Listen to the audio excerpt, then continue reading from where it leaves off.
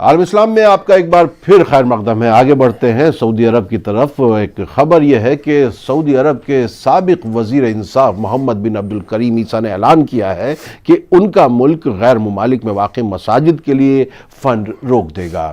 عربیہ.com 21 نے سوئس اخبار کے حوالے سے اس خبر کے متعلق رپورٹ دی ہے. دیکھیے رپورٹ.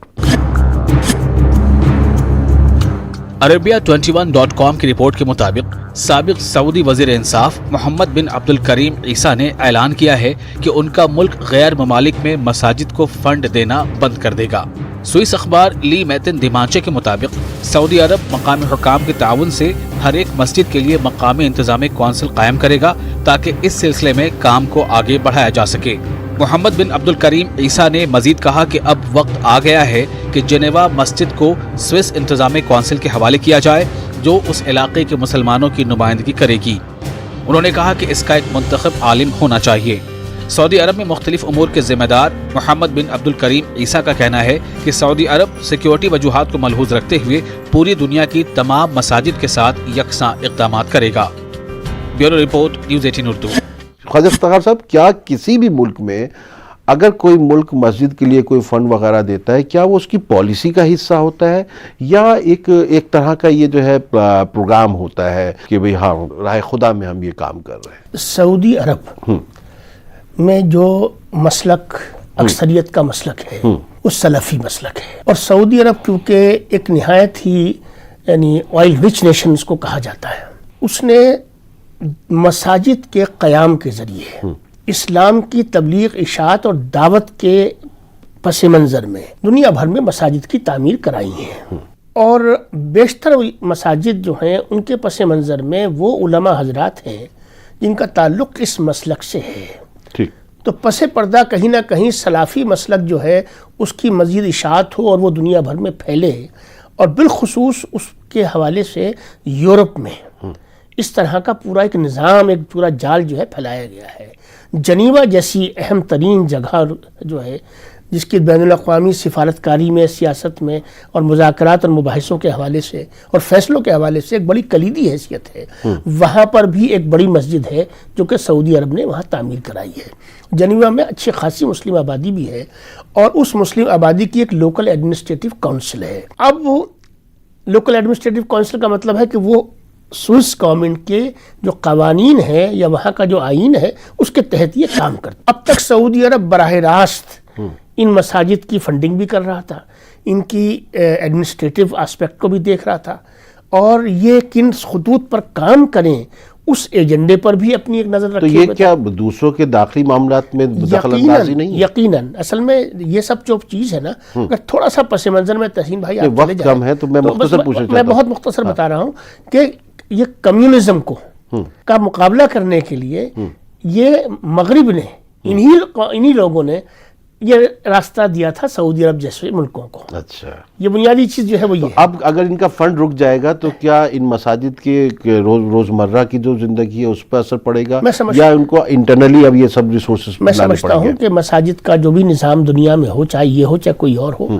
وہ مقامی سطح پر اس کا نظم ہونا چاہیے. آگے بڑھتے ہیں کہ امریکہ نے اب یہ اعتراف کر لیا ہے کہ ایران کے بیلسٹک میزائل حملے میں اس کے 50 فوجیوں کو دماغی چوٹیں پہنچی تھیں.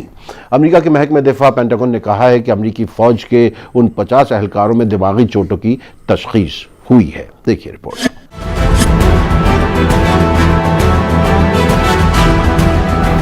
امریکہ نے اب یہ مان لیا ہے کہ 8 جنوری کو بغداد کے اس کے 2 فوجی اڈوں پر ہوئے ایرانی حملوں میں اس کے 50 فوجیوں کو دماغی چوٹیں پہنچی تھیں. امریکہ کے محکمہ دفاع پینٹاگن نے کہا ہے کہ امریکی فوج کے ان 50 اہلکاروں میں دماغی چوٹوں کی تشخیص ہوئی ہے جو عراق میں واقع امریکہ کے اس فوجی اڈے پر موجود تھے جس پر ایران نے بیلسٹک میزائل فائر کیے تھے. منگل کو پینٹاگن کے ترجمان لیفٹیننٹ کرنل تھامس کیمپبیل نے اپنے ایک بیان میں کہا ہے کہ ایران کے میزائل حملے میں اب تک 50 امریکی فوجیوں میں دماغی چوٹوں کی تشخیص ہوئی ہے. ان کا کہنا ہے کہ دماغی چوٹوں کی علامات میں سر درد، چکر آنا، متلی اور روشنی کی حساسیت شامل ہیں. پینٹاگن کے ترجمان نے کہا ہے کہ متاثرہ 50 فوجیوں میں سے 31 کو عراق میں ہی علاج کے بعد دوبارہ ڈیوٹی پر تعینات کر دیا گیا ہے. ان 31 اہلکاروں میں 15 افراد وہ بھی ہیں جن میں حال ہی میں دماغی چوٹوں کی تشخیص ہوئی تھی. लेफ्टिनेंट कर्नल थॉमस ने कहा है कि 18 एहलकारों को इलाज की गरज से जर्मनी भेजा गया है।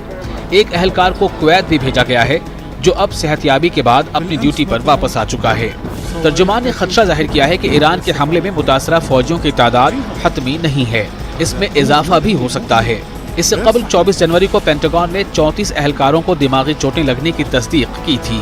पेंटागन ने कहा था कि ऐन अल असद बेस पर ईरानी मिसाइल हमले में कोई अमरीकी हलाक नहीं हुआ था, जबकि ज्यादातर फौजियों ने मिसाइल हमले के दौरान बंकर्स में पनाह ले ली थी। वाज़ेह रहे कि इससे कबल अमेरिका के सदर डोनाल्ड ट्रंप और दीगर आला हुकाम ने ईरान की जानिब से 8 जनवरी को किए गए मिसाइल हमलों के बाद कहा था कि अमेरिका का कोई एहलकार इन हमलों में हलाक या जख्मी नहीं हुआ है। ख्याल रहे कि 3 जनवरी को अमेरिकी ड्रोन हमले में ईरानी पासदारान इनकलाब की अल-कुद्स फोर्स के commander major general Qasem Sulemani की हलाकत के जवाब में 8 जनवरी को इराक में अमेरिका के 2 फौजी तनसीबात को निशाना बनाया गया था। Bureau report, news 18 Urdu. Saudi अरब की सुल्तान एयरबेस पर अमरीकी फौजियों की तादाद में मुसलसल इजाफा हो रहा है। गुज़िश्ता मौसम गर्मा से अब तक यहाँ अमरीकी फौज की मौजूदगी में तकरीबन 2500 एहलकारों का इजाफा हुआ है। देखिए रिपोर्ट। काफी गहमा गहमी है। इस एयरबेस में दिन ब दिन अमरीकी फौजियों की तादाद में इजाफा हो रहा है।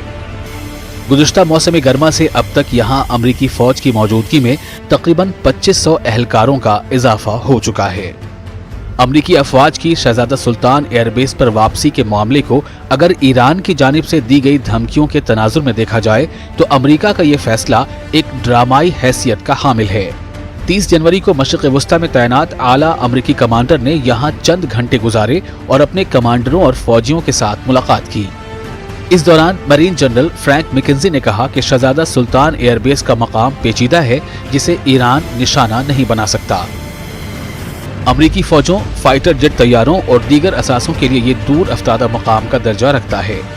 साथ ही ये सऊदी अरब के लिए बेहतर सिक्योरिटी का हामिल मकाम है, जिसने गुज़िश्ता सितंबर में ईरानी ड्रोन और मिसाइल हमलों के बाद अमरीका से मदद मांगी थी।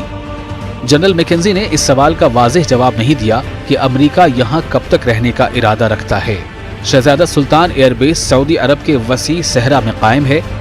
एयरबेस पर अमरीकी फ़ज़ाई फ़ौज के स्क्वाड्रन के F-15E लड़ाका तैयारे मौजूद हैं। ये तैयारे इराक और शाम में रवाना किए जाने वाले मिशंस में शामिल होते रहे हैं। ये एयरबेस पहले भी अमरीकी फ़ौज का एक अहम अड्डा रहा है। Bureau report, news 18 Urdu. आलम इस्लाम इस हफ्ते में यहाँ वक्त है मुख्तसर वक्फे का, लौट कर आते हैं ब्रेक के बाद।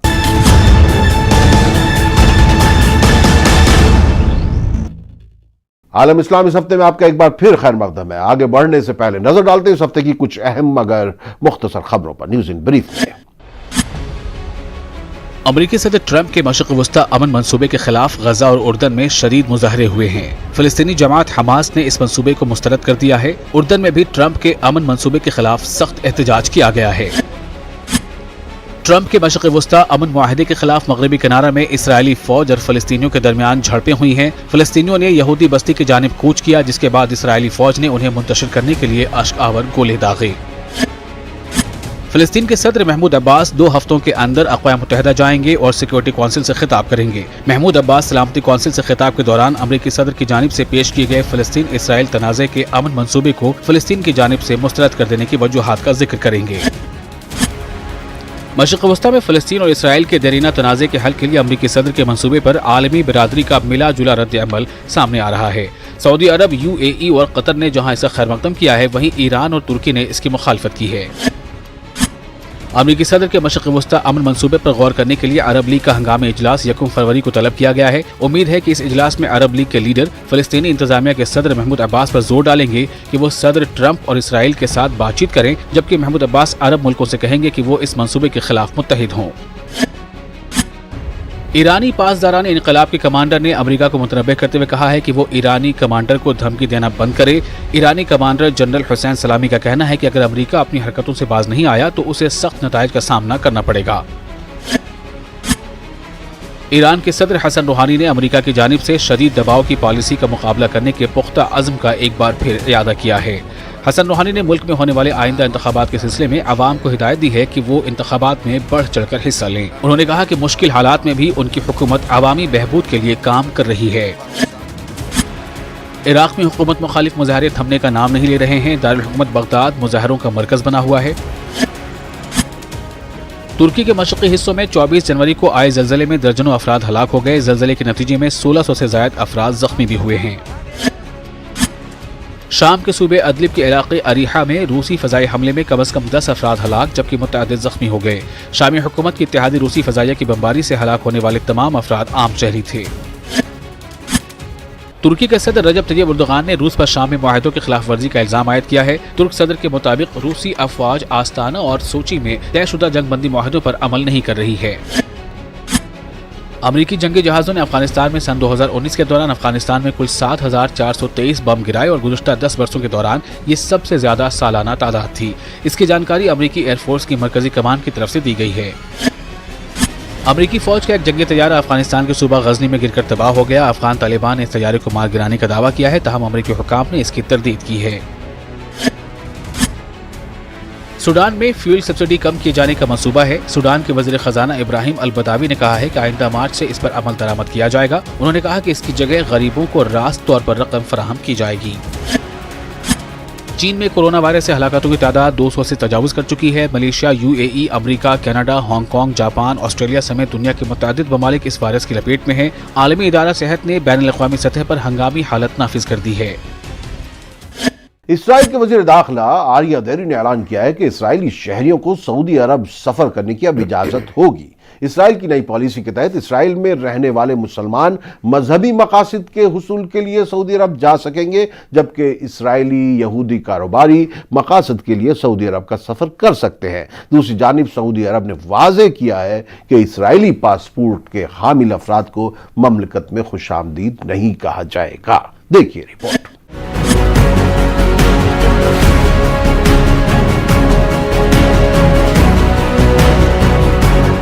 اسرائیل کے وزیر داخلہ آریہ دیری نے ملک کے سیکیورٹی اسٹیبلشمنٹ سے مشاورت کے بعد ایک بیان جاری کیا جس میں اسرائیلی شہریوں کو سعودی عرب جانے کی اجازت کی بات کہی گئی ہے. اسرائیل کی نئی پالیسی کے تحت اسرائیل میں رہنے والے مسلمان مذہبی مقاصد کے لیے سعودی عرب جا سکیں گے جبکہ اسرائیلی یہودی کاروباری مقاصد کے لیے سعودی عرب کا سفر کر سکتے ہیں. اسرائیل اور سعودی عرب کے درمیان باقاعدہ طور پر سفارتی تعلقات نہیں ہیں لیکن دونوں ممالک کے درمیان ایران سے متعلق ایک مشترکہ سوچ پائی جاتی ہے. ذرائع کے مطابق اسرائیلی شہری پہلے سے ہی سعودی عرب جاتے رہے ہیں.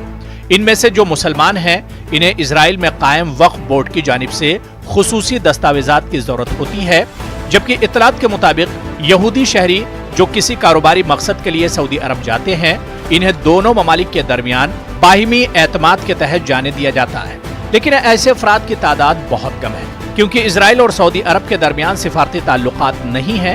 اس لیے اب تک یہ ہوتا رہا ہے کہ اگر کسی مسلمان اسرائیل کو سعودی عرب جانا ہے تو وہ اردن یا مصر کے ذریعے جاتا ہے. ان افراد کے پاسپورٹ پر کوئی ویزا نہیں ہوتا بلکہ ان کے پاس اسرائیلی وقف بورڈ کی جانب سے جاری کردہ خصوصی دستاویزات ہوتے ہیں. بتایا جاتا ہے کہ سعودی عرب جانے کا راستہ تو اب بھی یہی ہوگا لیکن اب یہ افراد اپنے اسرائیلی پاسپورٹ پر سفر کر سکیں گے. البتہ اب یہ ہوگا کہ اسرائیلی شہری کو سعودی عرب پہنچنے پر ویزا دے دیا جائے گا اور پاسپورٹ پر سعودی ویزے کی مہر سے اسرائیلی حکومت کو کوئی اعتراض بھی نہیں ہوگا. بتایا جا رہا ہے کہ اسرائیل کے وزیر داخلہ کے دستخط سے ایک نیا قانون منظور ہو گیا ہے. اسرائیلی وزارت داخلہ کے مطابق یہ فیصلہ کرتے وقت اسرائیل کے سیکیورٹی اہلکاروں اور دیگر متعلقہ اداروں سے بھی مشورہ کیا گیا جس میں وزارت خارجہ بھی شامل ہے.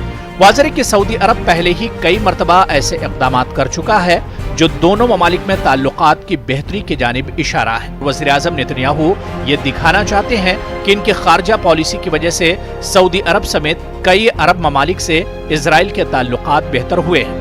دوسری جانب سعودی عرب کے وزیر خارجہ شہزادہ فیصل بن فرحان نے واضح کیا ہے کہ اسرائیلی پاسپورٹ کے حامل افراد کو مملکت میں خوش آمدید نہیں کہا جائے گا. Bureau report news 18 Urdu. اسرائیلی پاسپورٹ جن کے پاس ہوگا ان کو خوش آمدید نہیں کہا جائے گا مطلب ان کو نہیں لیا جائے گا کہ یا اسرائیلیوں کو نہیں آنے دیا جائے گا. اگر مسلمان وہاں حج کی غرض سے اسرائیل سے جائے گا تو کیا اس کو وہاں پہ اجازت نہیں ہے؟ اس میں ایک بڑا زبردست کیچ ہے تحسین صاحب. جی اسرائیل دنیا کی واحد مذہبی ریاست ہے اور جس کا قانون تورات ہے اور اس قانون اور آئین کے تحت دنیا میں رہنے والا ہر یہودی وہاں کا شہری اسرائیل ہے۔ کا شہری ہے، اور آپ کے علم میں تو یقیناً ہوگا، لیکن ناظرین کی اطلاع کے لیے عرض کر دوں کہ میرے سمجھ اور مطالعے اور مشاہدے کے مطابق لگ بھگ تمام اسرائیلی شہری اور ان کے پاس میں وہ پاسپورٹ موجود ہے جس سے کہ وہ سعودی عرب جا سکتے ہیں۔